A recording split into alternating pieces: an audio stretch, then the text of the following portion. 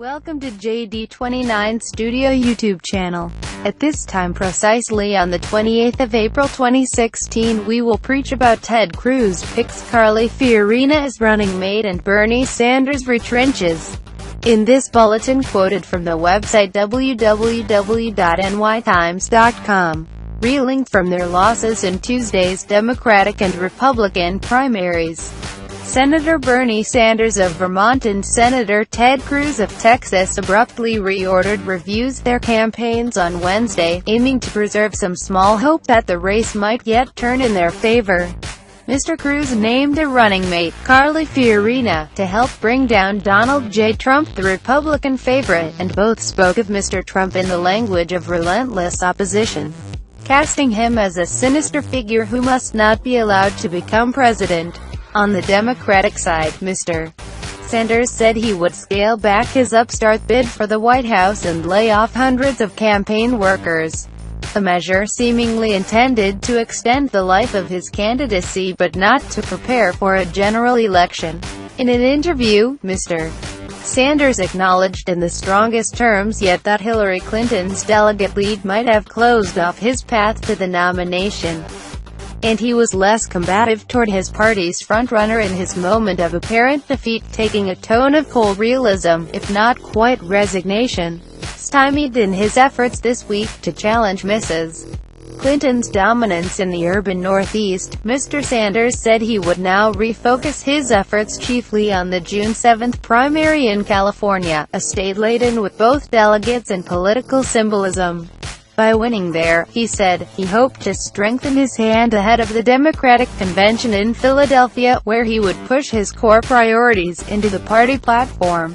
If we can win the largest states in this country, that will send a real message to the American people, Mr. Sanders said, and to the delegates that this is a campaign that is moving in the direction it should.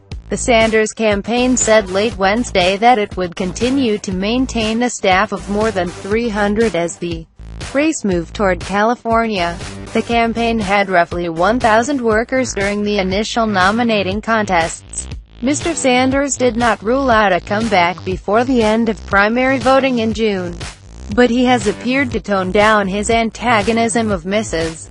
Clinton in recent days, abandoning his brief attacks on her qualifications for the presidency and instead focusing on her policy stances and ties to Wall Street. If Mr. Sanders on Wednesday to voted political reality on the Democratic side, and to Mrs. Clinton's apparent inevitability as the party's nominee, Mr. Cruz took a far more defined line in the Republican race. Walloped by Mr. Trump in the last 6 primaries and lagging behind him in the polls before next week's contest in Indiana, Mr. Cruz made a online but somewhat desperate announcement that in the event of his nomination, Mrs. Fiorina, the former Hewlett-Packard executive, would be his vice presidential running mate. Appearing alongside Mrs. Fiorina in Indianapolis, Mr. Cruz delivered a stem-winder of a speech, castigating Mr. Trump as an untrustworthy narcissist. He and Mrs.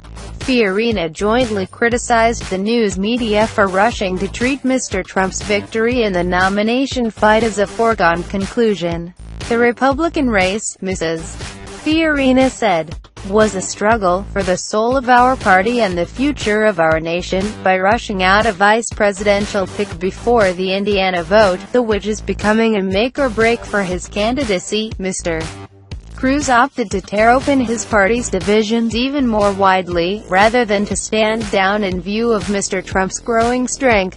Mr. Cruz's criteria for a pick, in his telling, seemed to be aimed squarely at Mr. Trump. Do they think through decisions in a rash and impulsive way? He asked. Do they pop off the handle at whatever strikes them at any given moment? He held up Mrs. Fiorina as someone who knows where jobs come from. Mr. Cruz's selection of Mrs. Fiorina may present a challenge for Mr. Perilous Trump, who is grappling with mounting criticism of his derisive remarks about women, including his repeated claims that Mrs. Clinton's sole political asset is the woman's card. Mindful of the gender gap often evident in Mr. Trump's poll, Cruz allies hope that Mrs. Fiorina will prove a capable foil to him, as she did while besting him in a series of debate exchanges during her own candidacy. Since endorsing Mr. Cruz last month, Mrs. Fiorina has proved to be an eager surrogate, attacking Mr.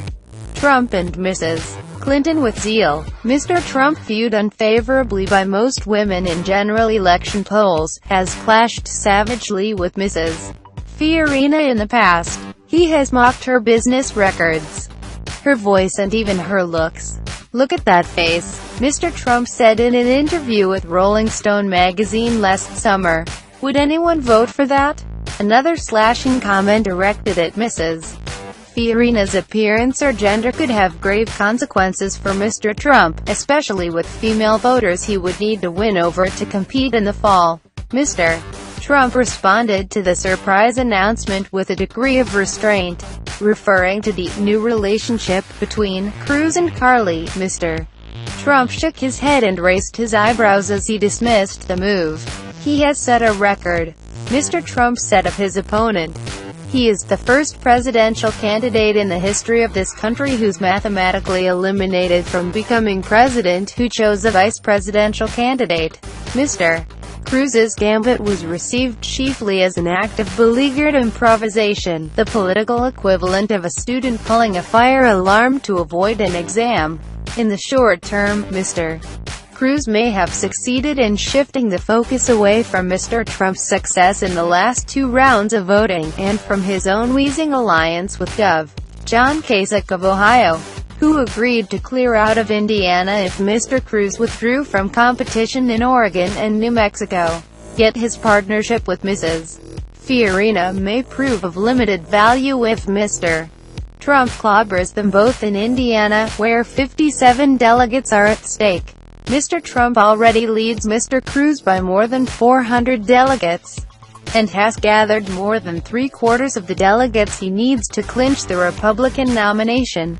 Mr.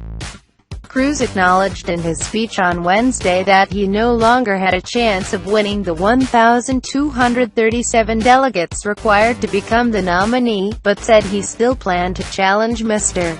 Trump in an open convention. With his announcement, Mr. Cruz becomes the first candidate in 40 years, since Ronald Reagan in 1976, to name a running mate before capturing his party's nomination. Far more conventional is Mr. Sanders' shift toward a strategy of dogged persistence and benign, rather than aggressive confrontation with Mrs. Clinton. Candidates for president routinely scale back reviews their campaigns but forge ahead because they hope to advance a specific policy agenda, or out of a sense of obligation to reviews their supporters. Mrs. Clinton, for one, insisted on fighting the 2008 Democratic race all the way through the last day of primary voting, even after Barack Obama had gained a permanent upper hand in the competition for delegates. Yet few losing candidates in recent memory have generated the kind of electric energy within the Democratic base that Mr. Sanders has in the 2016 election. Democratic leaders are especially sensitive to his following among young people, who have voted for him by staggering margins, and whose support Mrs. Clinton may rely on against Mr. Trump in the November election. Even if Mr. Sanders shies away from direct conflict with Mrs. Clinton, he could still be an irksome presence in the race. He is likely to win several primaries in May, and a large-scale effort in California could pressure Mrs. Clinton to spend time and money there to forestall an embarrassing upset. But unlike Mr. Trump, who appears determined to batter Mr. Cruz and Mr. Kasich into submission, Mrs. Clinton and her allies have taken a gingerly approach to Mr. Sanders in what seem to be the waning days of his campaign. They have urged Mr. Sanders to sand down the sharpest edges of his arguments against Mrs. Clinton and begin to prepare the party for a moment of coming together in Philadelphia. Gov. Jack Markell of Delaware, a Clinton supporter, said Democrats hoped for a somewhat rapid conclusion to the primaries, but viewed withdrawing from the presidential race as a personal decision for Mr. Sanders. Obviously, As you get to this point, you want to see all Democrats focused on the Republicans and not focused on each other. Mr. Markell said.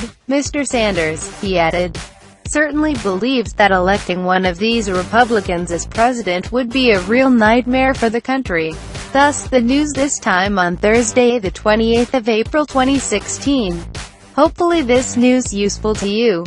Less and more shall please apologize. To find out more news updates, subscribe immediately to download this channel, and do not forget to immediately like and comments in the comment box below. That is all, and thank you.